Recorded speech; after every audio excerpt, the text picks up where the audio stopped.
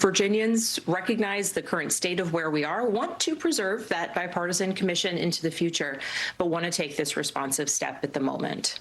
Governor, obviously there's good news for Democrats in the state of Virginia. Do you worry at all, though, about a kind of an arms race now where every state in the country, because this is supposed to remind our viewers, happen every 10 years after the census, that's when you redraw the maps.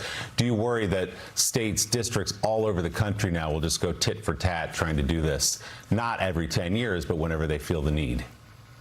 I certainly think that that is a fair concern. At this moment, we are taking a responsive and temporary step, and we in the Commonwealth of Virginia are committed to getting back to that bipartisan commission. When we no longer have a reckless president who just believes he's entitled to congressional seats, that we will ensure that Virginia leads the way in going back to our redistricting commission. Well, what do you say to the critics who simply feel like two wrongs don't necessarily make a right? You know, I hear them. Democrat Virginia Governor Abigail Spanberger openly admitting to gerrymandering, rationalizing that beating Trump makes it okay. A Virginia judge now blocking the state from certifying the gerrymandering, calling it unconstitutional. An attorney on CNN saying this battle is not over. This battle is not over. They're basically making two types of challenges here.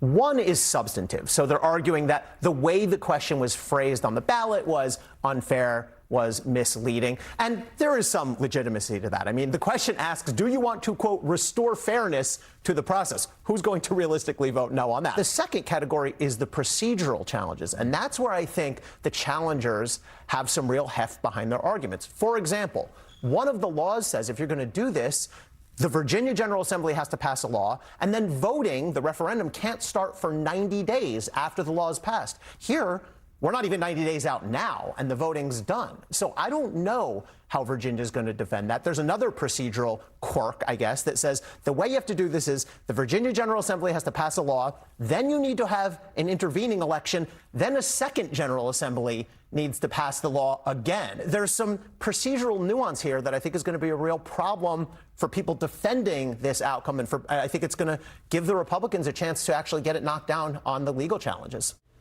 Let's welcome to the show from House Oversight, Texas Congressman Brandon Gill. Congressman, thank you so much for being here. Today, the Virginia Supreme Court announced that it will hear oral arguments in this redistricting issue on Monday. I want to ask you how you think it's going to play out, because the misleading question is one issue. But my problem with this as we were going in were the procedural elements that the analysts there had highlighted, which is that the Virginia Constitution doesn't allow for redistricting on its face, and that you've got to go through the motions. They took this to court. It was tied up in a legal battle, yet the judge said, you can vote on it, you can shoot first, and then we'll ask questions later. I've never seen anything like it. Yeah, you know, I certainly hope that the Virginia Supreme Court strikes this down. I think most people who look at this realize this was an illegal process. And even the ballot question, as you just referenced, was offensive whenever you read that, asking if you want to restore fairness into the electoral process. I mean, that is about as ambiguous and unclear as one could, and a leading question as you could possibly write. But I think most people who look at this realize that we're in this position because Democrats are going to run on a platform of transing kindergartners, defunding the police, and reopening the borders, and they can't win elections that way. So they tried to rig the maps instead and create the most gerrymandered map in the state, where you've got a state that's roughly 50-50 Democrat-Republican that's now could possibly have as many as 10 Democrat representatives and 1 Republican. Yeah, it's incredible when you look at the map there, and when you look at other election outcomes, you see how split the state actually is. Meantime, President Obama, all the big guns, including him, coming out for this, celebrating Democrat gerrymandering, even though he has been against it, and he's been vocally against it for the last decade or so. Remember this? Watch. The process of political gerrymandering, I think, is damaging to Congress. I don't think the insiders should draw the lines and decide who their voters are, because I think we've got to end the practice of drawing our congressional districts so that politicians can pick their voters and not the other way around. Today, technology lets the party in power precision draw the map in a way that packs the other party's supporters into as few congressional districts as possible. It's why your district might be shaped like a corkscrew. Gerrymandering means citizens' voices are being diminished. Hey, Virginia. Early voting is underway, and Virginians are turning out in record numbers to vote yes. Is there no principle, Congressman, that Democrats aren't willing to ditch in order or in the name of just getting Trump?